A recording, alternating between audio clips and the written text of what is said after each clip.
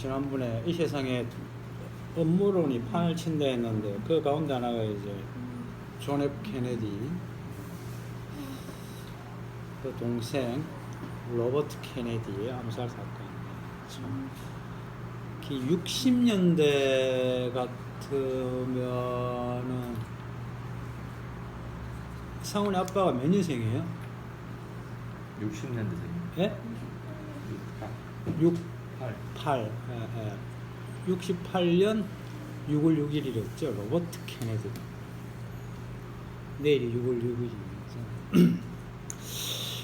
요즘 또 살살 그 나오는 음모론 가운데 요즘 그 유튜브에 가장 인기 있는 놈이 누군가니까 여러분 알 거예요. 변희재라고. 이 양반이 지금 윤석열 탄핵에 앞장서고 있어요. 무슨 음모론을 펼치는 거니까 뭐 중요한 건 아닙니다만은 태블릿 PC가 최순실의 것이 아니고 사실은 청와대 어느 비서관의 것인데 그것을 윤석열을 비롯한 한동훈이 조작을 했다라고 하는 이야기를 하고 있습니다. 그러면서 거기에 대해서 증거를 여러 가지를 대더라고요. 그러면서 그 당시에 검찰이 도대체 수사를 한 건지 조작을 한 건지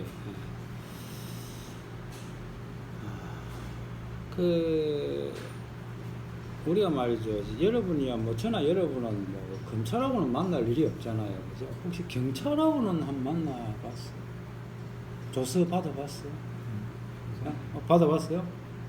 물건 이름으로 기분이 어떻던가요? 나는 내가 물건 이름으로 그렇죠. 저쪽에서 근데 만약에 자기가 잘못해서 가면은 분위기가 어떻겠어요? 그죠? 참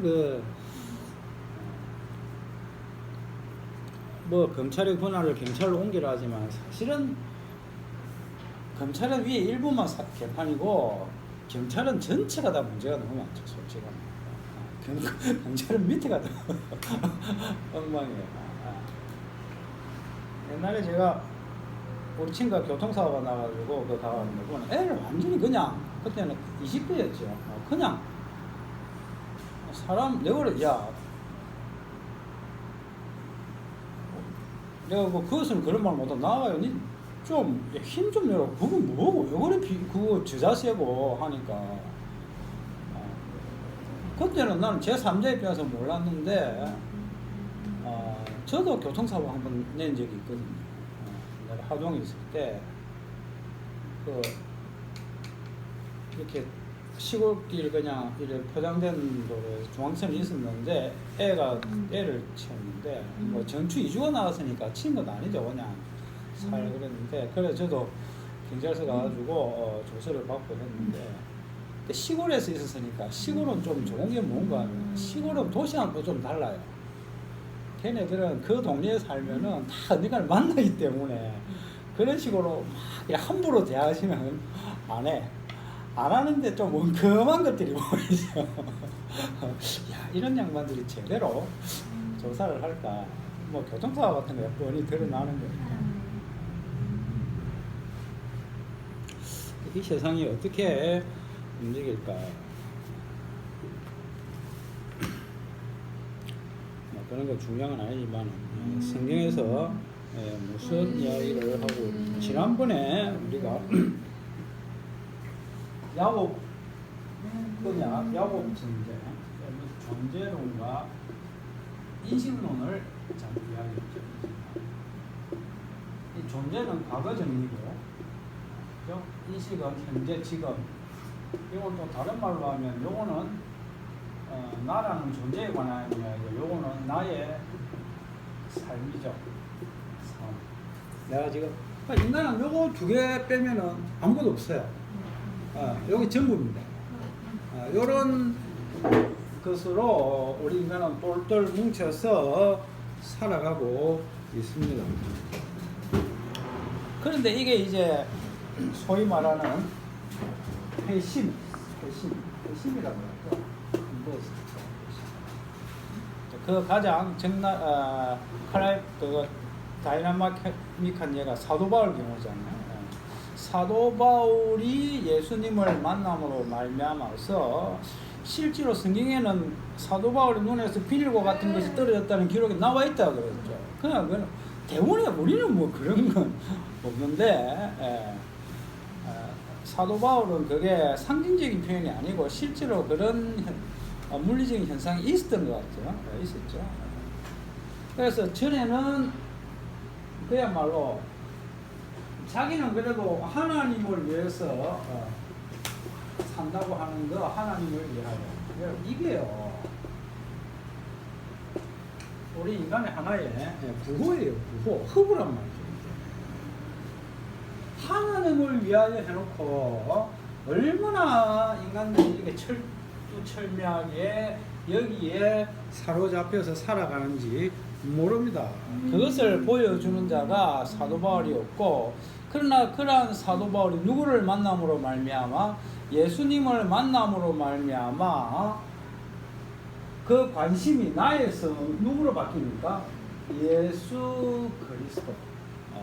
예수 그리스도 그분이 무슨 일을 하셨고 지금 무슨 일을 하고 있는가라고 하는 사고방식으로 전환되는 것. 그게 바로 성도라는 겁니다. 나 중심에서 예수님으로 바뀌는 겁니다. 그러니까 이렇게 되면 어떻게 되는가 하면 기존에 나하고 예수님과 나라고 하는 것이 어떻게 됩니까? 보통 사람들이 교회 나와서 예수님을 믿으면 이 나와 예수님이 서로 뭐 합니까? 양립하죠. 예? 예수님을 무시하는 게 예수님을 띄워주는데 나도 같이 예수님과 함께 천국 가서 행복하게 살기를 원하는, 그러니까 기존에 나를 뭐 하지 못합니까? 나에 대한 포기가 주어지지 않는 거예요. 이제 이게 항상 우리를 힘들게 하는 겁니다. 내가 예수님을 믿겠는데 나는 뭐 하지 못하겠다는 거예요. 포기하지 못하겠다는 거예요. 우리는 기존에 나와 예수님 사이가 서로 뭐가 일어나지 않기를 원합니까? 충돌이 일어나지 않기를 원하는데, 그러나 성경을 딱 이렇게 보면 이 성경의 이 역사가 그야말로 전쟁사 아닙니까?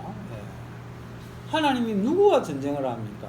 물론 악마와 전쟁을 하는데, 악마는 우리 인간의 배후에 있기 때문에 결국 우리가 전쟁을 치른단 말이죠. 하나님의 원수가 되어서. 이 전쟁이라고 하는 게 서로 마음이 맞으면 전쟁이 됩니까? 안 됩니까? 안 되는 거예요. 전쟁은 서로 뭡니까? 충돌 아니면 충돌. 에? 기존에 나와 예수님의 관계가 이건 뭐하다는 거예요? 서로 충돌을 일으킬 수밖에 없다는 것을 알아야 되는데, 그러한 인식이 예수님을 만나지 아니하면은 일어나지 않는다는 겁니다. 그래서 사람들이 이러한 충돌이 없기 때문에 예수님을 못 만난 사람들의 특징이 뭔가 하면 천국에 가서 이 땅에 못다한 꿈을 이루고자 하는 그러한 사고방식을 가지는 거예요. 그게 바로 뭡니까? 유토피아라는 거예요. 유토피아. 인간이 만든 이상세계, 유토피아. 여기서 이제 이 공산주의가 나오는 겁니다. 공산사회를 제일 먼저 주장하는 사람이 역사적으로 쭉 보면 이 플라톤이라고 할 수 있어요. 플라톤이 구상한 세계가 철학자가 똑똑한 사람이 다스리는 세계. 그러니까 그 한 사람이 대장이 돼가지고 백성들에게 필요한 만큼 다 적절하게 뭐 합니까? 배급을 해주는 거예요. 배급을 나누어 주는 거예요. 누가 뭐가 필요하고 여러분 앞으로 한 100년 정도 지나면은 이 사회가 어떻게 될 것 같아요? 뭐 영화에도 그런 것도 나와. 지금 같은 이런 자본주의 시스템으로 안 움직여요. 그냥 필요한 만큼 자기가 그냥 쓰는 거예요. 월급 그런 개념이 없어진다니까요.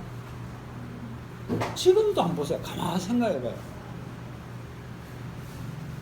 옛날만큼 그런 돈에 대한 뭐 이렇게 감각이 어떻습니까? 이게 옛날에 월급이라면 월급 그 봉투가 있고 이렇게 막 휘날리는 재미가 이미 지폐가 우리 손에서 어떻게 되죠? 떠나가고 있죠. 이 노브랜드 가면은 딱 적어놨어요. 뭐 쓰지 못한다고. 저희 매장은 지폐와 상품권을 사용할 수 없습니다. 이미 시작된 거예요. 만약에 한 20-30년 동안 잠자다가 깨어나서 이 와보면은 뭐 이런 데가 나있어. 앞으로 10년, 20년이 지나면은 무슨 일이 일어날지 그야말로 우리가 상상 초월입니다.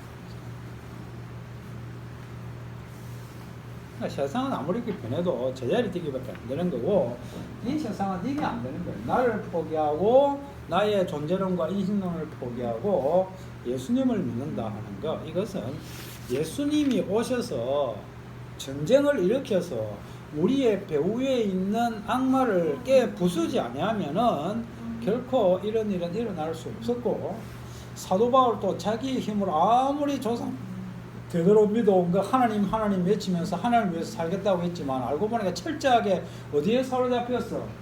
자기 존재론과 인식론에 사로잡혀서 살고 있었다고 하는 것을 누구를 만남으로 말미암아, 예수님을 만남으로 말미암아 비로소 알게 됐죠.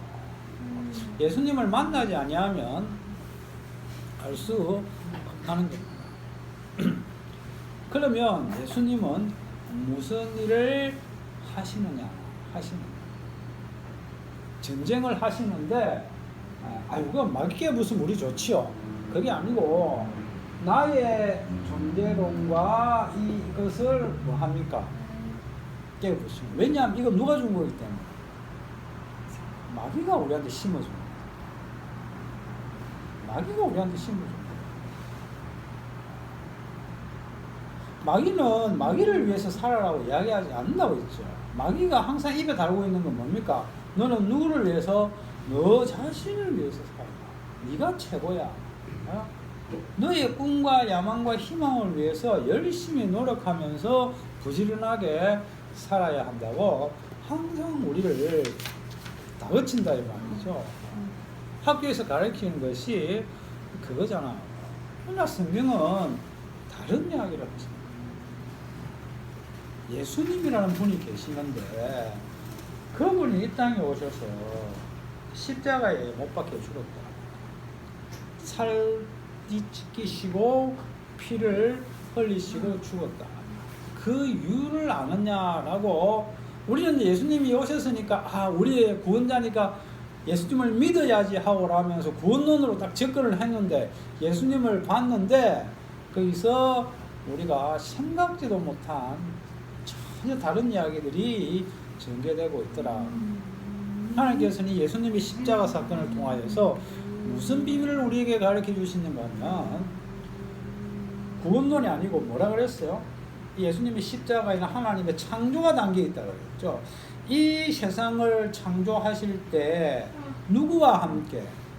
예수님 말씀과 함께 창조했고, 그리고 이 세상의 모든 만물에는 예수님이 마치 피자빵에 치즈가 녹아있듯이 다 스며들어 있다고 그랬어요. 예? 스며들어 있다고 그랬어요. 그렇기 때문에 이 세상의 모든 피조물은 누구의 은혜를 입고 있는 거예요? 예수님의 은혜를 입고 있고, 그 예수님을 무시하면은 지옥에 갈 수밖에 없는 그런 구조라는 거예요. 그런데 우리 인간은 악마에게 사로잡혀서 1년 365일 이렇게 누구를 생각하지 않는 거예요. 예수님을 생각하지 않기 때문에 다 어디로 갑니까? 지옥에 가야 되는데, 이 문제를 예수님께서 해결하시는데 빛을 청산해 주신다는 거죠. 빛 청산을 위해서 예수님께서 이 땅에 오셨다. 우리 인간이 빛이 있는데, 채무가 있는데, 이게 우리 피로는 이 채무를 청산할 수 없는 거예요. 오직 누구의 피? 하나님의 피, 예수님의 십자가의 살과 피가 아니면 이 빛 청산이 되지 않는다는 겁니다. 그래서 십자가 사건이 일어날 수밖에 없는 거예요. 그래서 십자가에는 예수님만이 달리셔야지 다른 그 누구도 여기에는 해당 인물이 없다는 거예요. 예수님이 아니면 안 된다는 거예요. 그런데 그걸 값없이 주신다고 하니까 우리는 그것을 공짜인 줄 알았죠. 공짜인 줄 알았죠. 물론 우리 입장에서 공짜라는 말이 뭐 꼭 틀렸다고는 할 수는 없지만, 그러나 값 없다고 했지만 그것은 우리가 뭐 할 수 없다는 거예요. 그 값을 치를 수 없기 때문에 그런 표현을 쓰는 거예요. 만약에 하나님 값 내놔라고 이러면 이게 끝나는 어리는 안 되는 거예요. 하나님의 자기 피값으로 계산하시고 우리를 건졌으니까 이건 값 없다라고도 할 수 있지만 공짜입니까? 공짜가 아닙니까? 너무나 비싼 대가가 치러진 거죠. 하나님의 아들의 피값이 여기에 들어갔기 때문에 우리는 입을 다물 수밖에 없다는 거예요. 그것이 바로 교회라는 거죠. 그러니까 교회에 온 사람은 제일 먼저 뭘 알아야 되냐? 아하, 이 세상에 구원받을 자가 있다 없다? 아무도 없다라고 하는 거죠. 그래서 내가 구원받았다고 하는 것을 알아요. 구원받을 자가 있어서 구원받으면 거기서 뭐 할 겁니까? 우리 인간은 자기 키재기 할 거 아닙니까? 자기 자랑할 것이 뻔하다는 거죠. 아무도 구원받을 자는 없구나. 없다는 거죠. 해당 사항이 없어요. 물론 율법대로 살면 되지만 그거는 길은 있지만 그건 우리한테 해당 사항이 없다니까요. 없는 길이라니까요. 없는 길.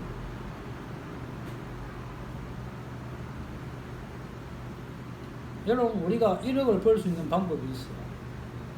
100m를 요번에 우리나라 신기록 못 깼죠. 우리나라가 9초 얼마인가 요번에 한다고 했는데 못 깼을 거야. 우리가 100m 8초에 뛰면요 1억이 아니라 10억 벌 수 있어요. 1, 2, 3, 4, 5, 6, 7, 8 9초 10초 뛰는 것도 인간이 아닌데 사람이 아니에요. 상훈이가 몇 초에 뛰어요? 네.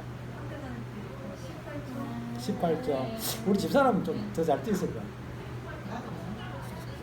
20분 안 되는 거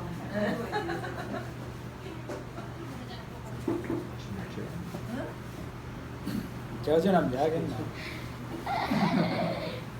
기록 제가 반에서 두 번째가 나 반대표로 두 명이 나갔다가 맞아 죽을 뻔했다고. 이 직선하고 곡선하고 이게 분위기가 다르구만. 곡선이 난 안 되는 거야.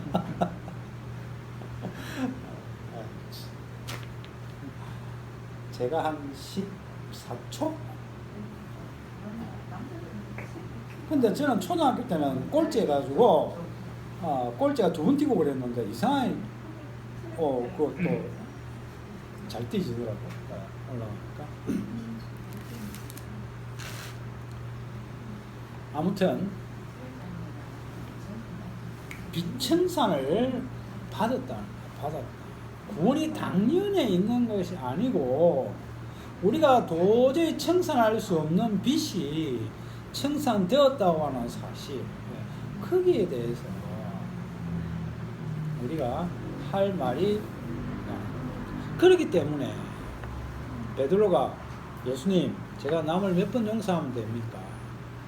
왜냐하면 이제 예수님께서 많이 사함을 받은 자가 많이 용서를 받은 자가 많이 이런 말씀하시니까 또 이게 또 키재기 하는 거예요. 지금 자신 있다는 거지. 예수님 뭐라 했습니까? 70번을 7번을 해도 안 되는 거죠. 그럼 490번 아닙니까? 여러분 혹시 남을 7번 정도 한 사람, 동일한 사람인데 용서해 본 적 있나요? 뭐 그런 일이 일어날 가능성도 없을 뿐만 아니라 아마 2번까지는 어떻게 되는가 몰라. 힘들죠. 우리 인간은 이 존재론적으로 그렇게 용서할 수 있는 존재가 아니라는 거예요. 안 되는 거예요. 그렇다고 하면 왜 우리 이 땅에 악마가 내려와서 우리 배후에서 이렇게 독살하고 있느냐라고 했을 때 악마가 누구를 시기하고 질투했다 그랬어. 하나님을 시기하고 질투한 것이 아니라 천지 창조하실 때 왜 예수님을 넣어가지고 모든 이 세상이 누구 중심으로 예수님 중심으로 돌아가게 만들었습니까? 라고 하는 것에 대해서 시비를 건 놈이 악마라는 거죠. 무슨 알겠습니까? 하나님에 대해서 시비를 건 게 아니에요. 그러니까 하나님을 감히 대적한다는 편이 아니에요. 누구를 안 믿는 거? 예수님을 인정하지 않는 자가 바로 하나님의 원수가 되는 거예요. 유대인들 예수님 인정합니까? 합니까? 안 하죠. 이슬람교 인정합니까?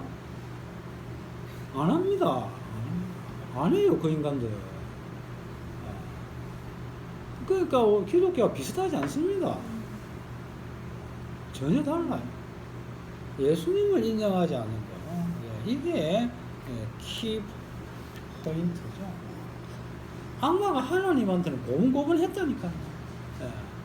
그런데 예수님에 대해서 열받은 거예요. 그래서 자기 자리를 박차고 뛰어나서 이 세상에 내려와서 이 세상 피조물들을, 여기에는 누가 뭐가 있으니까 예수님의 흔적, 예수님의 모든 것이 녹아져 있으니까 이걸 뭐 하기로 마음먹은 거예요? 작살내기로 마음먹은. 예수님에 대해서 정면으로 들이받은 것이 바로 악마죠. 그러니까 예수님께서 이 땅에 딱 오니까 제일 먼저 누가 알아챕니까? 예수님에 대해서 가장 민감한 반응을 일으키는 게 누굽니까? 악마예요. 귀신 들린 자가 다 악마는 알고 있었겠죠. 어느 예수님이 올 수밖에 없다는 그 구조를. 시기와 때를 정확하게는 알지 못하죠. 촉각을 먼저 세우고 그 예수를 죽이기 위해서 수단과 방법을 가리지 않는데 아주 착실한 불교 신자를 동원해서 예수님을 죽이는 것이 아니라 누구를 동원합니까? 가장 하나님을 잘 믿는다고 하는 그 이스라엘 나라의 서기관과 바리새인들을 동원해서 예수님을 죽이기로 마음을 먹는 거예요. 그것이 바로 성경의 구조입니다. 그럼 여기에 대해서 우리 하나님께서 진리가 있습니까? 근데 하나님은 참 그 작전을, 근데 악마는 그걸 몰랐죠. 설마 자기 아들을 십자가에 죽여서 승리할 줄은 생각을 못하는 거예요. 맞았죠. 그 방법을 썼을 줄. 그건 악마의 계획 속에는 없는 거예요. 악마는 하나님께 만족해 안 넘어간 거죠. 자기가 이긴 줄 알았다니까요, 진짜. 이 성경의 부활이라고 하는 거, 이거는 악마의 머릿속에 없었던 거예요.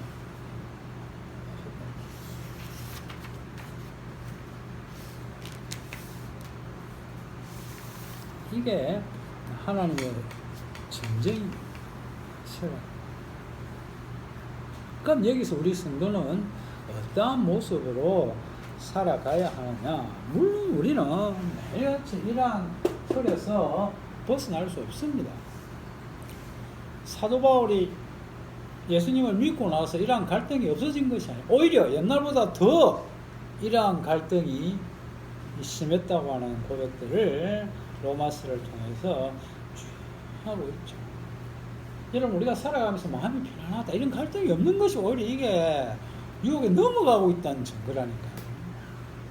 오히려 갈등이 생기고 막 이것이 유혹에 넘어가는 것이 아니라 이러한 갈등이 없는 것이 심히 수상하다고 하는 것을 저와 여러분이 잊어버리면 안 됩니다. 사도 바울의 그것이 바로 새로운 인식.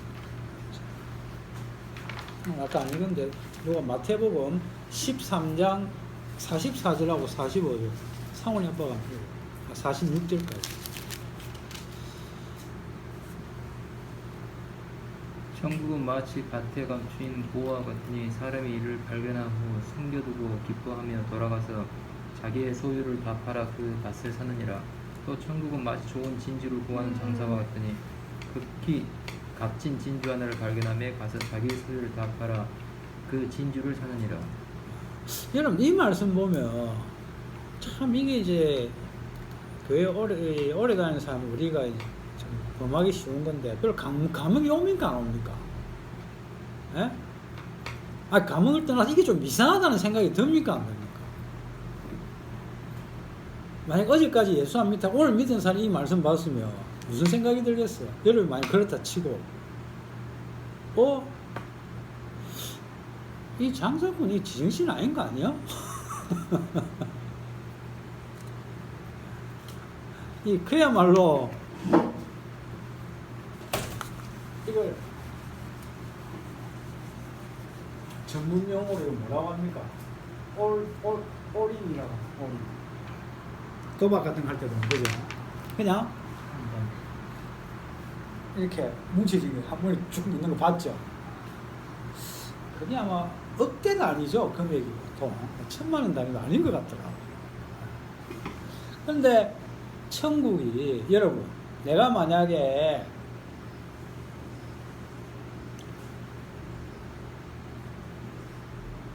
이런 경험을 하면 여러분 나의 소유를 다 팔아서 그 밭을 사겠습니까?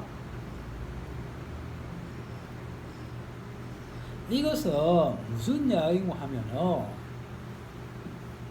우리 보고 그렇게 그 장사 이게 성경은 다 누구 이야기를 했죠? 장사할 때 올인하라는 소리가 아니고 부동산 딱 마음에 드는 거 있으면 네 재산 다 팔아 걸어 이런 소리가 아니고 예수님 이야기를 했죠. 예수님께서 자신의 목숨을 팔아서 빚을 갚았다는 내용을 이걸 지금 이야기하는 거예요. 예수님께서 이렇게 하셨다는 겁니다. 모든 것을 다 팔아서 자기의 목숨을 내놓아서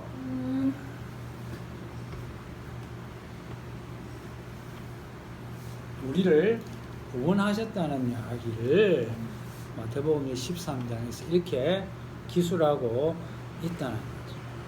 그러니까 이 올은 뭐예요? 예수님의 목숨이죠.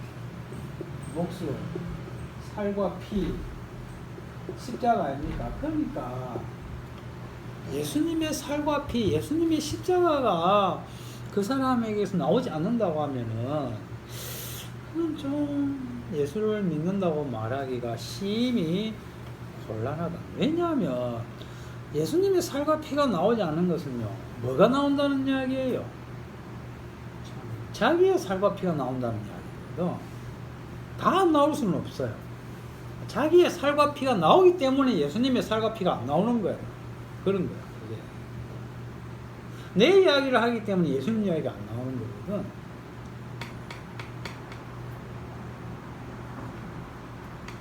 이런 사람은 그 당시에 예수님을 믿는다고 하면서 초대교회 이런 사람들이 많았단 말이죠.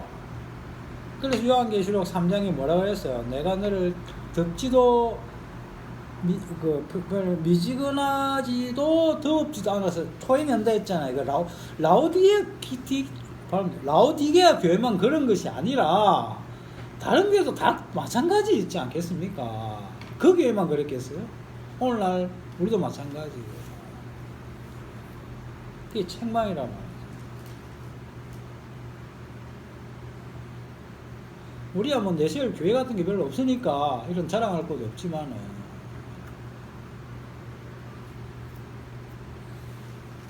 우리나라에 이렇게 생긴 예배당 있죠. 전형적인 옛날 제가 한국에 있을 때도 이렇게 종탑이 올라가 있고 그죠? 이 예배당이 되어 있잖아요. 벽돌로. 이게 뭘 본다는 거예요?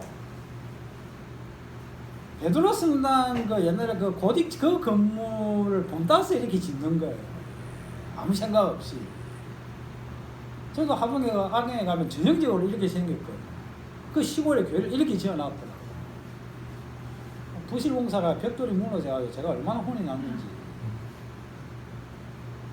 이 양반들이 여러분 벽돌 건물이 얼마나 웃기는 줄 압니까? 당연히 슬라브를 치잖아요. 그럼 벽돌을 어떻게 해야 되겠어요? 붙여놓은 줄 알죠. 딱 위에서 보면 떨어져 있어요. 슬라브 따로 벽돌 따로 벽돌로 한 줄로 그냥 쭉 올라가 있다니까. 이게 바람이 불어가지고 안으로 태풍이 불면서 공기가 들어가 밀어붙이니까 이게 폭탄에 다 떨어져요. 그 기존에 저 도시에 가면은 저 종탑에 쭉쭉 올라와 있는 그 벽돌 건물들 있죠. 거기서 엄청 위험한 거예요. 다 보여줘요, 사람이 시원하게.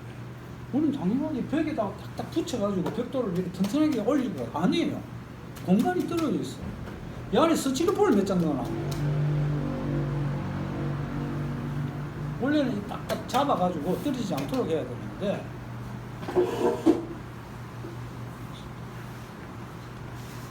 그것 때문에 아직도 기억이 생생하네. 얼마나 생소를 했는지. 그 부산에 아는 친구한테 차 빌려가지고 아시바하고 전부 다 사가가지고 제가 다 그 해가지고 벽돌은 못 올리니까 마지막에 벽돌 하시는 분한테 부탁해가지고 그것만 사 올리려고 그야말로 교회당을 다시 짓고 왔죠. 이것도 일종 존재론인데 내가 옛날에 이렇게 했는데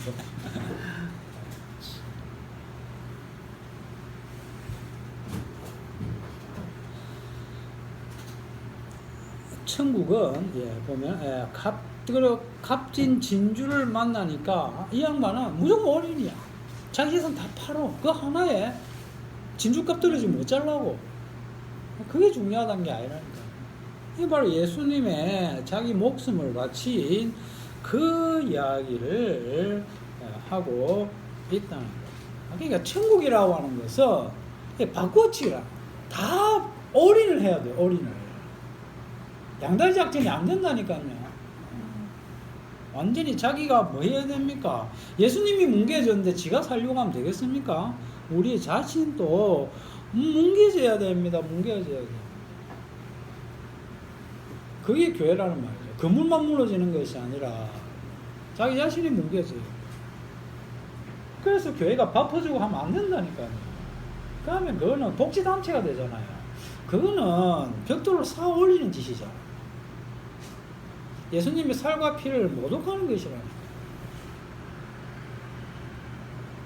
최일도 목사에 밥 퍼주는 교회 가가지고 예수님의 살과 피가 생각나겠습니까? 그 인간의 밥밖에 생각 안 나지. 그런 자들에게 우리 예수님께서 돌아가셨다는 거예요.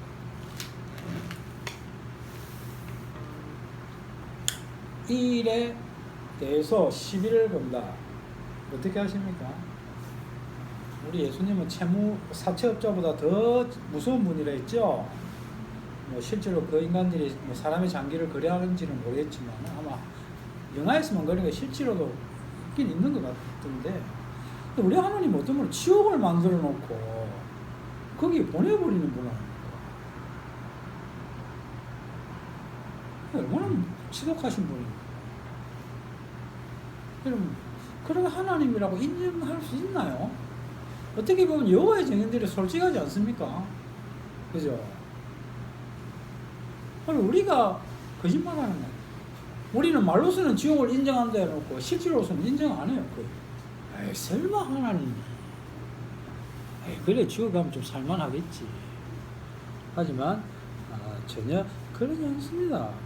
하나님은 그렇게 지옥 만들어 놓고 하나님을 대적하고 예수님에 대해서 반항하니 지옥에 보내놓고 뭐라는 줄 아십니까? 시원하다. 얼마나 무섭고 잔인한 분이지. 조폭도 이런 조폭이 없다는 거. 그 다음에 이제 오늘 우리가 마태복음 13장을 읽었잖아요. 이건 우리가 잘 아는 말씀인데, 자, 이거는 잠시만 살펴보고 마치겠습니다. 자, 농부가 씨를 뿌려요.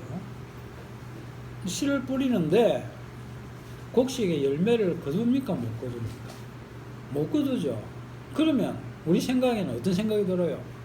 아유, 곡식 아깝지. 차라리 뿌리지 말지라는 생각이 들겠습니까? 안 들겠습니까? 당연히 들겠죠. 그러나 그것은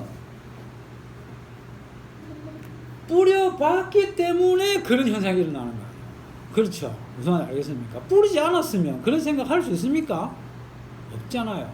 그러면 농부가 씨를 뿌린 것이 헛짓입니까? 아닙니까? 의미가 있죠. 아하, 이 땅은 씨를 뿌려도 소용이 없구나. 그러니까 농부가 씨를 뿌림으로 말미암아 이 땅이 얼마나 악마가 존재하고 있는 그런 악마의 땅인가가 드러나는 거 아닙니까? 무슨 말인지 알겠죠? 악마의 예수님이 오셔야 악마가 나타난다니까요. 그렇게 악마의 존재감을 드러내는 겁니다. 악마가 어떤 형태로 나타납니까? 씨를 뿌리니까 새들이 와서 아마 이 새가 참새일 수도 있지만 비둘기일 가능성이 많아요. 전에 한번 이야기했죠. 유럽에서는 비둘기를 날개 달린 쥐라고 봅니다. 얼마나 민폐를 많이 끼치는지 이 비둘기가 생긴 거는 예쁜데 얼마나 예쁘게 잘 생겼어. 사람한테 그렇게 지독하게 해를 끼치나. 근데 새들이 와가지고 먹어버렸죠. 악마가 등장한다. 그 다음에는 싹이 나오지만은 뿌리가 타서 없어져 버렸죠. 구조적으로. 그 다음에 가시떨기에 떨어져 가지고 이 가시떨기라는 놈 때문에 그 씨앗이 제대로 자라나지 못하는 건 못한다는 거예요.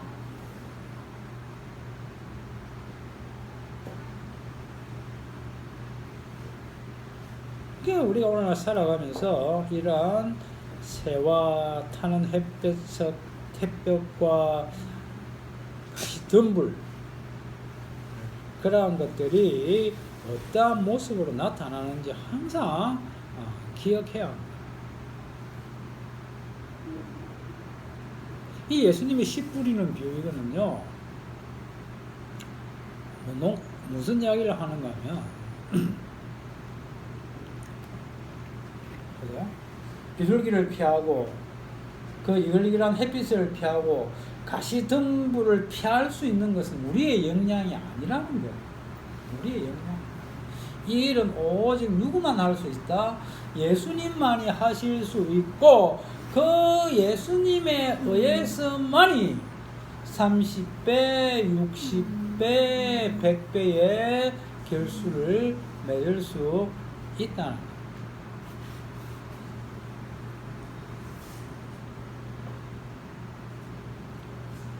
그러니까 우리는 예수님이 아니면 안 된다는 것을 이 말씀을 통해서 또한 우리의 삶을 통해서 항상 확인하면서 살아가요. 요한복음 8장에서 가늠한 여인이 잡혀와서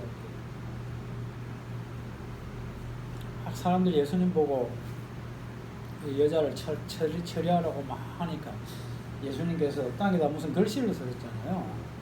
그게 무슨 내용인지 몰라요. 그 글씨를 쓰니까 사람들이 전부 다 떠나버렸죠. 무슨 내용을 썼을 것 같아요?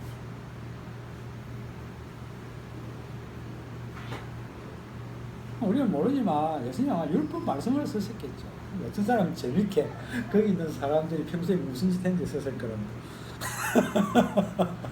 너는 언제 무슨 나쁜 짓 했고 뭐 했고 그래 부끄러워서 예수님은 그렇지는 않겠죠.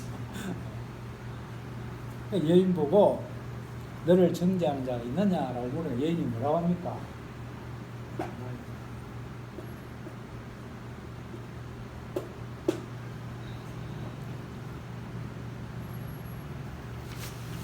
그냥 우리가 천국 가서 할 수 있느냐 요 한마디면 다 돼요. 네 글자 없나이다. 왜? 뭐 불만 있어? 없나이다. 누가 너희를 정죄해? 없나이다.